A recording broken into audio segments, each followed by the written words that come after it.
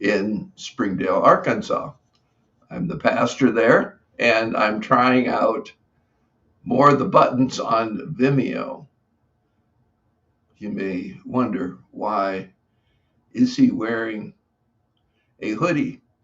The reason is our furnace broke this week and it won't be replaced until Monday. So we're going on solar heating for the most part and doing okay. But this is also to designate this is the first video that I've set up with live streaming to 3 places uh, besides Vimeo. Well, it'll be Vimeo, Facebook, Bethany Lutheran Worship at it's TLH, KJV, can distinguish it. That's traditional and only sermons are going on that page. Also going to the Gregory Jackson channel on YouTube live. So I'm going to talk a while because I usually do. And then for a while, I'll go out and look and see if those images that we have right now are live, where I broadcast them to on the other computer and around the world, you might say. So I should have gotten this up now, but I'll probably put it on the lectern. This is a book by Roland Baton called Erasmus, and Erasmus of Christendom, because he was so important. And he gave us the Greek New Testament. So I want to give a little background about Roland Baton, who was and still is my hero in church history. He was such a brilliant and clear writer, but we need some perspective too. Just because I admire him and his work doesn't mean he didn't have a certain slant on things. So I'll go back a ways. When he went to Yale, he stayed there. He started out going to the school, got his divinity degree, and earned a PhD, not in history, not in church history, but in New Testament. When he was graduating, they had nobody for church history. So they asked him to start teaching church history. And his approach was to study everything he could about a topic and then write. In fact, he did so much of that that his books didn't come out for a long time because he was looking up all the documents. So he was a New Testament PhD graduate. That's an important thing because at the time, we're talking about the turn of the centuries, 19th into the 20th century, the fervor for the new codices was red hot. And I've talked about them in other talks. Vaticanus at the Vatican, Sinaiticus discovered at Mount Sinai at the convent there, St. Catherine's of Mount Sinai, not too far from Cairo. And then there's also Alexandrinus. Now, those all belong to the same geographic area, so-called. I question at least two of the three. And that matters because Vaticanus and Sinaiticus are now the two legs of a three-legged stool. Have you ever tried to sit on two-legged, three-legged stool? I mean, one's missing, all right? So not very stable. Well, that was what Erasmus was studying for New Testament. That was the rave. Everybody had to go for Sinaiticus and Vaticanus.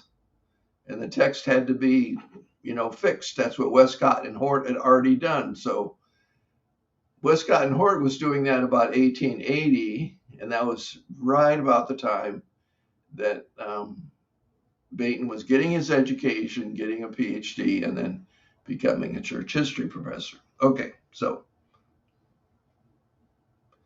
Back to Erasmus. He wrote a book about Erasmus. And so I bought this book. I had it once before, but I buy, I buy a lot of books 1, 2, 3 times, give them away, and decide I need them again.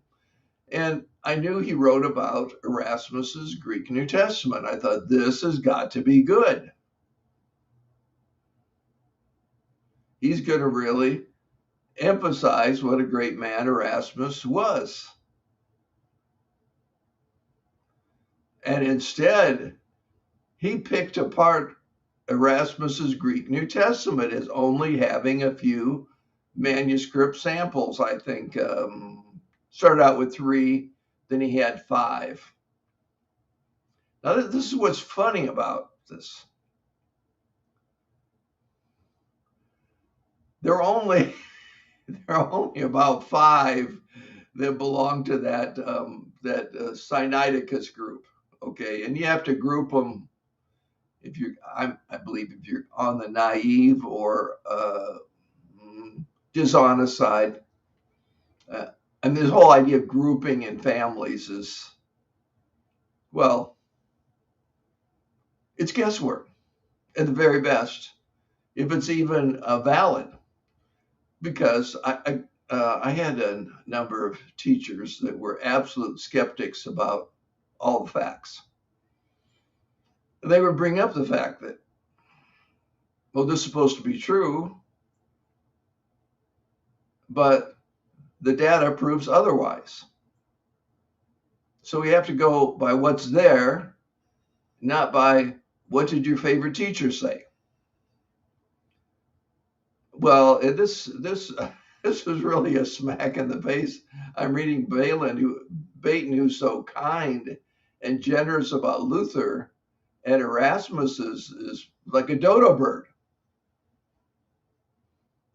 And I think it comes down to the text issue.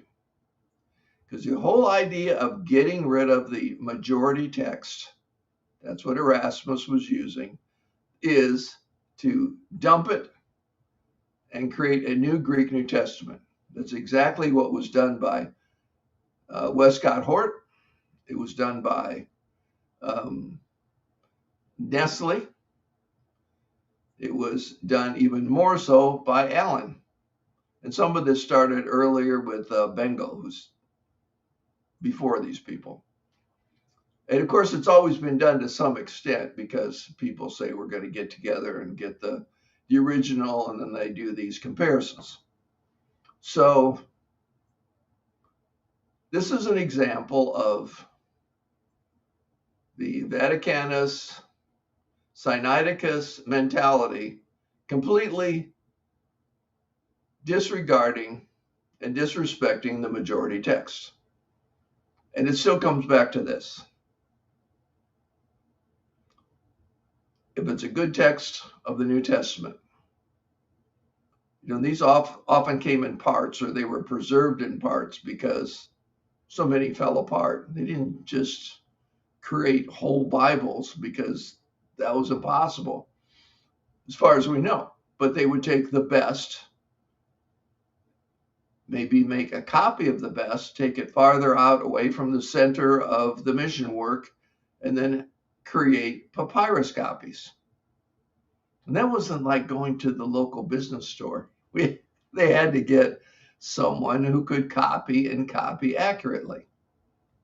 So this is one estimation, and we'll leave it at that. The main copy would be in vellum, in animal hide, very expensive. The copies would be in papyrus, so that, say, if you had a pastoral circuit, and who knows how many people, but because they're far from the center, they have some vellum copies, and then they could manufacture papyrus copies for every growing mission that needed them.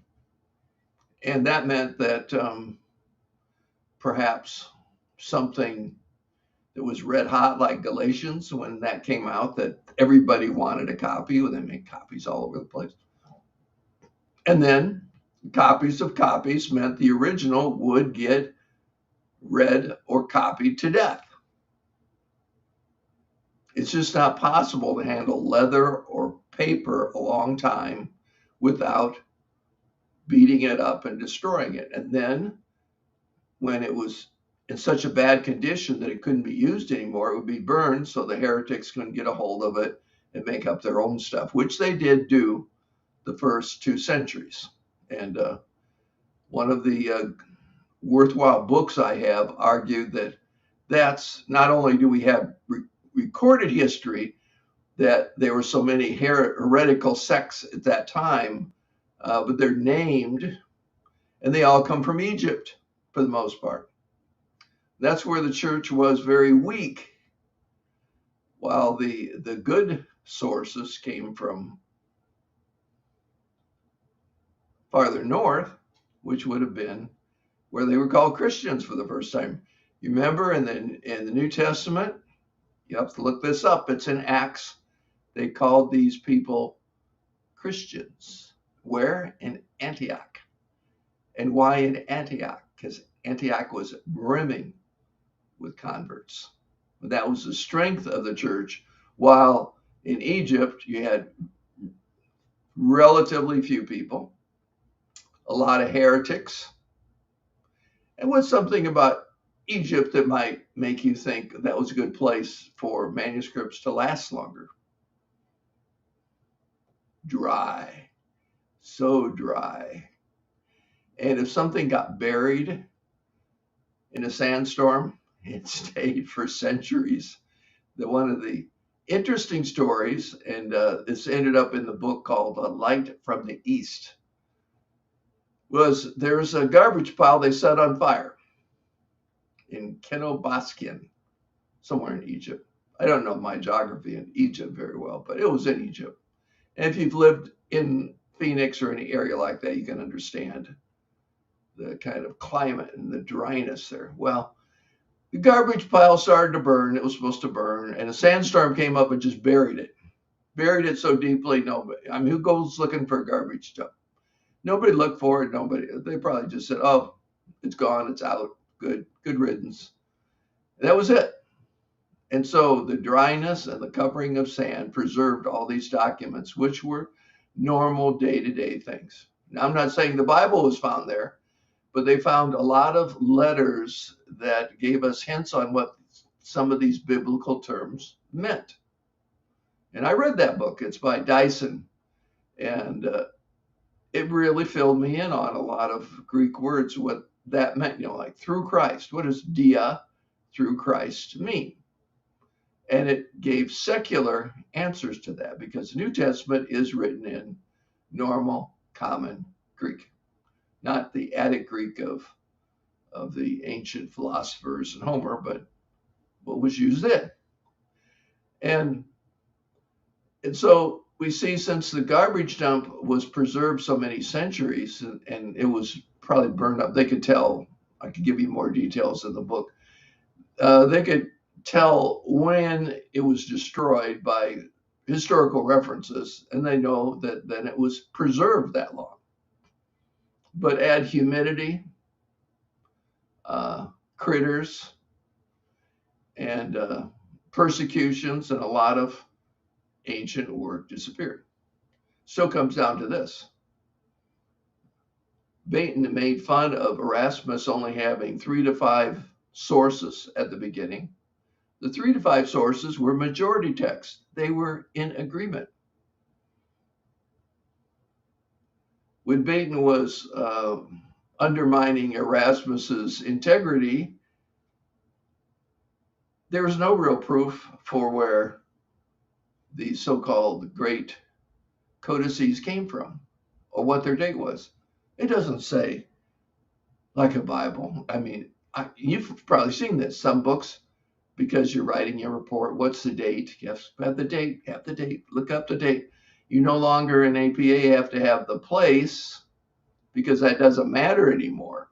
That's the way books are printed. They could be coming out of a Salt Lake City, or they could be coming out of Rome. You don't know. And so you have books that don't have a date. That's very rare now. Because if they copyright it, they have to put a date on the copyright. So there you have it. But they didn't do that.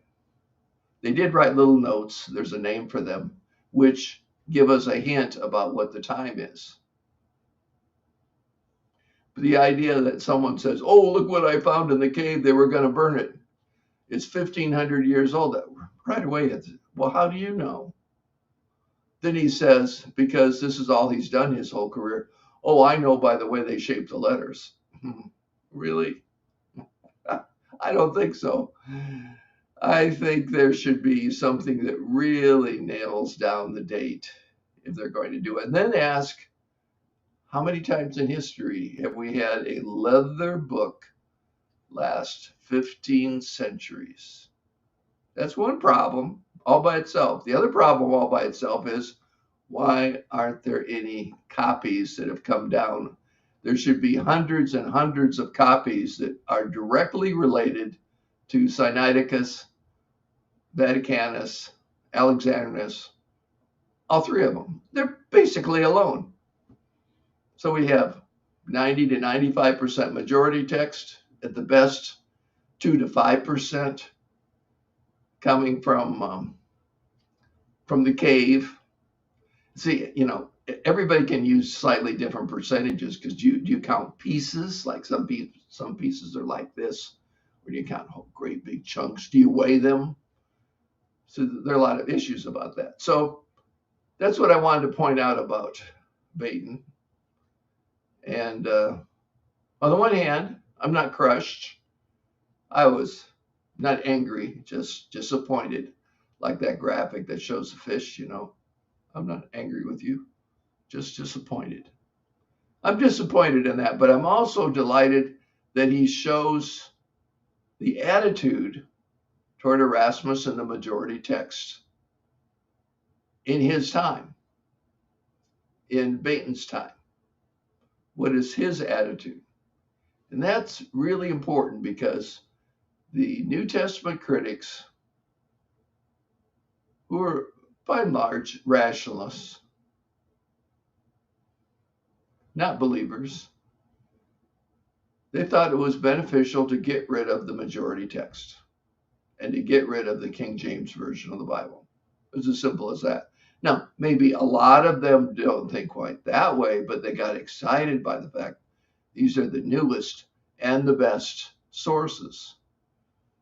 Metzger used that excuse when he said they shouldn't have burned this Bible, because the very passage this pastor was complaining about is from the newest, the best, the most scientific text that we have. No, it isn't quite like that. And that seems like someone who is unusually sanctimonious about what he does, protecting it. So now I'm going to put this up on the lectern. This will be known as the Hoodie message on manuscripts, and I'm going to go see if it's broadcasting live to my sources, as I told the buttons to do. But these buttons have more brains than I do, and I may be wrong, but if I'm that far off, I'm going to study this even more today. Here we go. This is Roland Baton. There, that shows up.